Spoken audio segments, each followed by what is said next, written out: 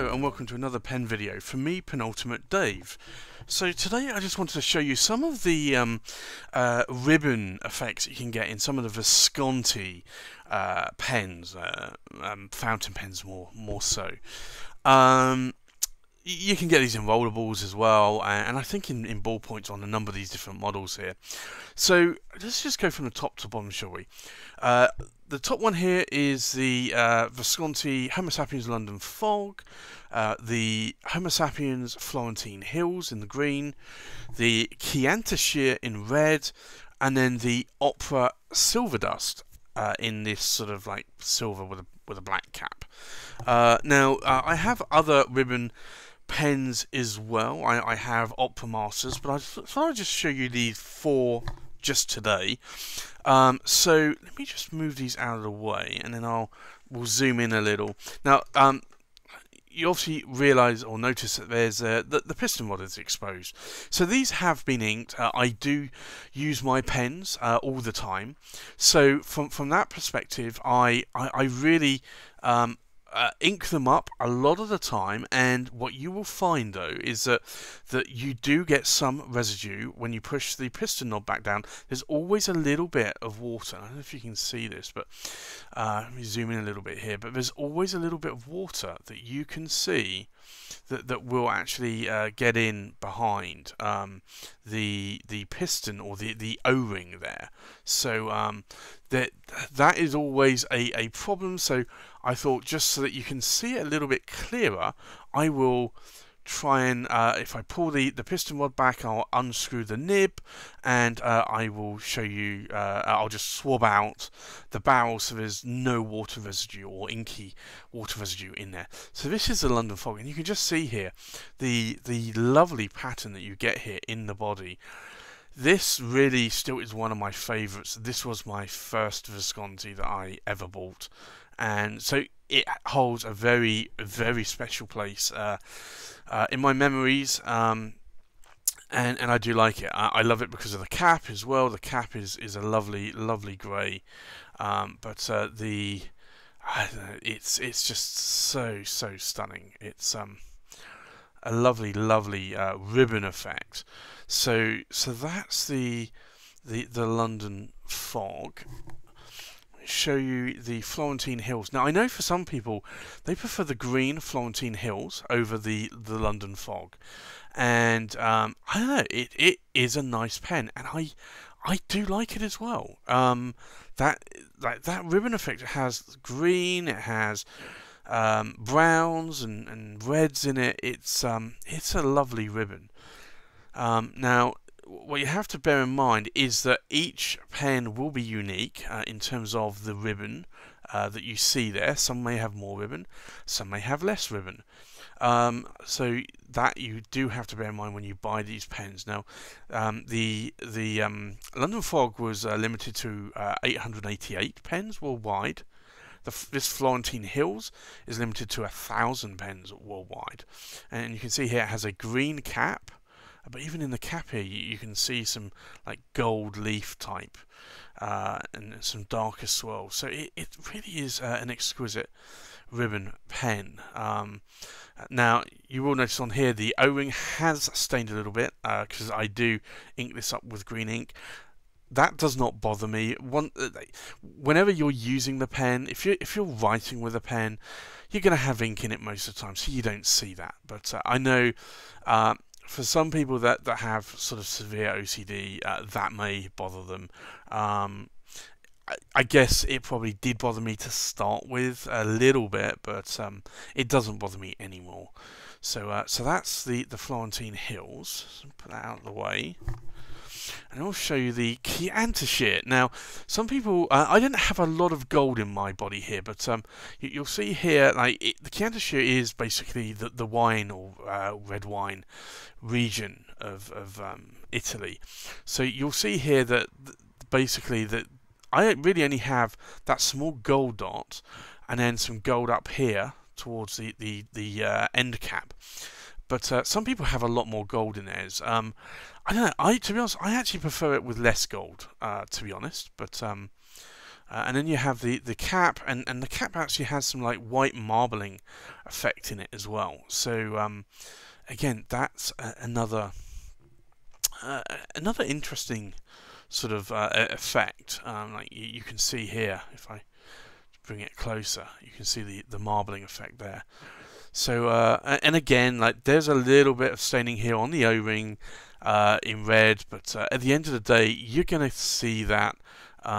But you're not going to see it when inked, because at the end of the day, the O-ring is actually going to be further on down, basically right down here. And like if I do press this now, so you're going to see it here. So you're going to have ink here. So when you're writing with it, you're actually going to have ink basically up here. So you're never going to see the O-ring color. So to me, it's not a problem, but I know for some people it is.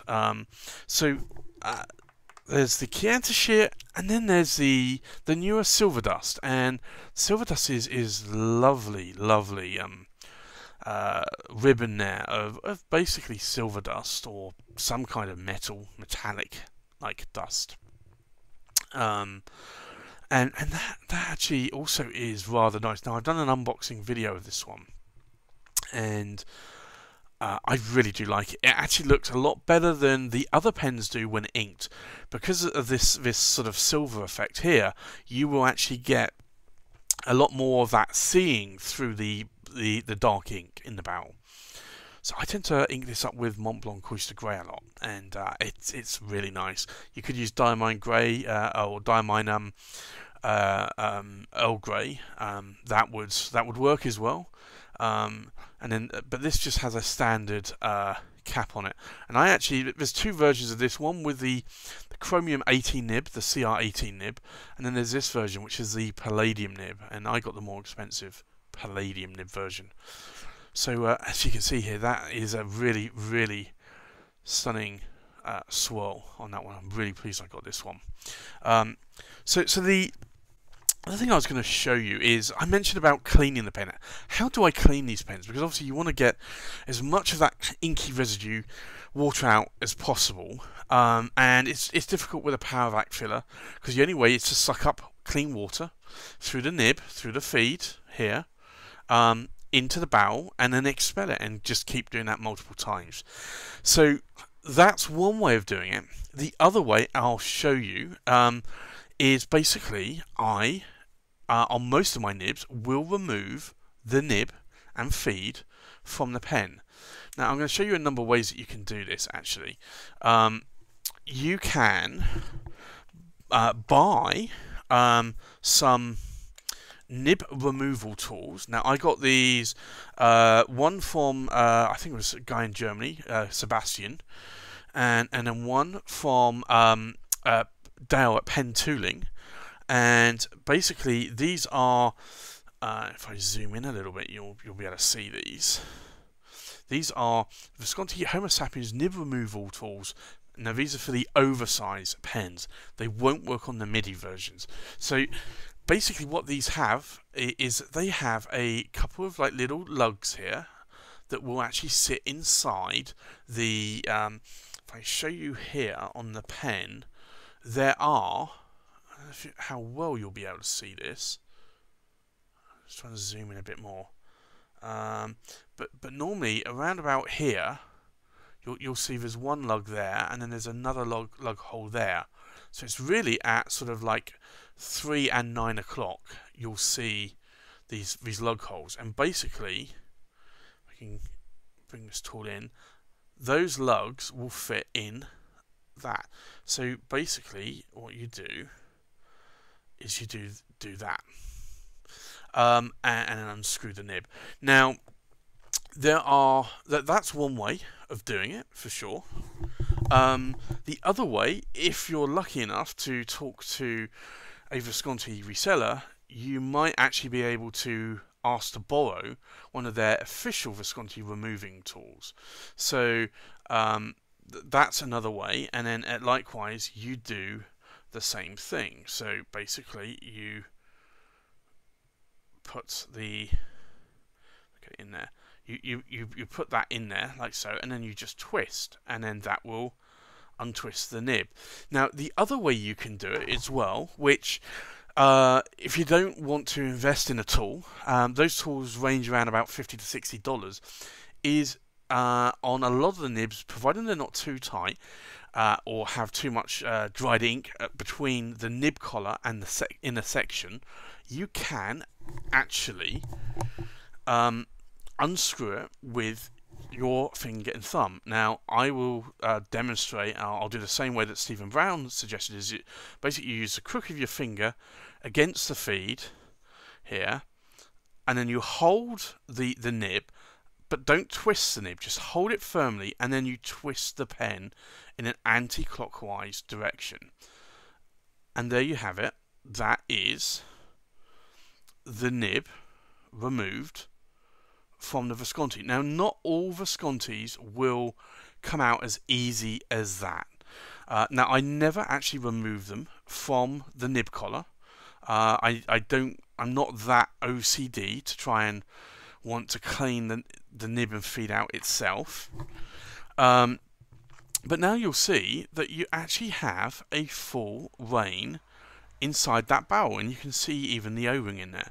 So what I'll then do is I'll take a blunt ink syringe, fill it with water, and literally just flush it in, all the way in, and basically hold the pen like this, flush it in, so you're pushing at pressure the water going up the barrel and then letting it run back out again.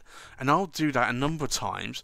I'll then operate the piston, so I will bring the piston down a bit, and then I will try and flush out again with the section facing up. Now, it will be harder to get water in there, but you will be able to backfill the piston and get some water going behind the O-ring there.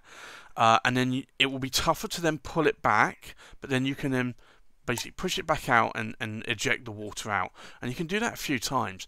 So rather than actually trying to fill up with the nib and feed from a glass of water, and doing it like a dozen times, or maybe even 15 or 20 times, I prefer to do it this way, and this is a much better way of cleaning it. Now, I would not stick this in an ultrasonic cleaner. It is celluloid, so and there are metal parts on it. Like you actually have, although these rods are, I believe, titanium, but you do have other metal here. So as part of the power vac mechanism. But that is how I will clean the nib. And then, again, it's so easy just to put the nib back in. Even if you have a nib removal tool, all you have to do is you just screw it in, get to a point where you start to feel a little bit of a resistance, put it into the crook of your finger again, and then just twist it up. So again, it's a bit tighter. Double check the feed, make sure that the feed is aligned there, and then that's it. That's all you have to do in terms of cleaning it. That's the method that I use to clean my demonstrator pens, the power vac pens. But like I said, not every nib is removable. Like, they should be removable, but sometimes I don't know if they're glued in place. I have a couple of Viscontis where I cannot physically remove the nibs at all, and I don't know if it's glued in place or if it's just dried up ink in them. But I have noticed that sometimes the more you use the pens with ink in, the harder it becomes to unscrew the nibs. So now and again, you might want to just put a bit of silicone grease on around the nib collar. I'll show you just where to do that. Right, so here at the back of the nib collar here, you'll see some threads. Just put a little bit of silicone grease around there. I wouldn't use TWSBI silicone grease. I'd use a little bit thicker grease. And then likewise, if you wanted to grease the piston, if the piston's not moving as smoothly as you'd like it, you can literally just get a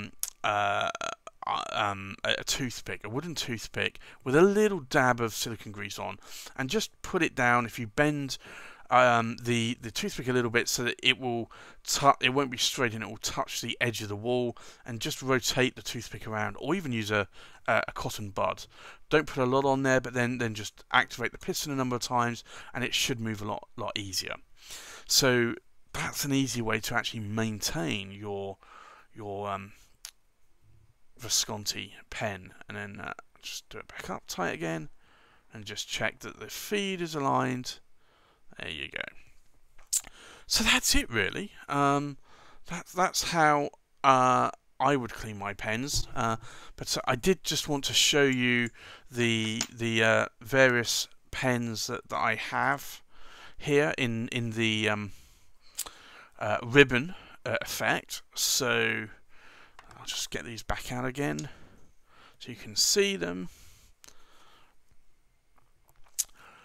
And there you go. So you have again the Visconti Homo Sapiens London Fog, the Florentine Hills, the Chiantishire, and then the Opera Silver Dust.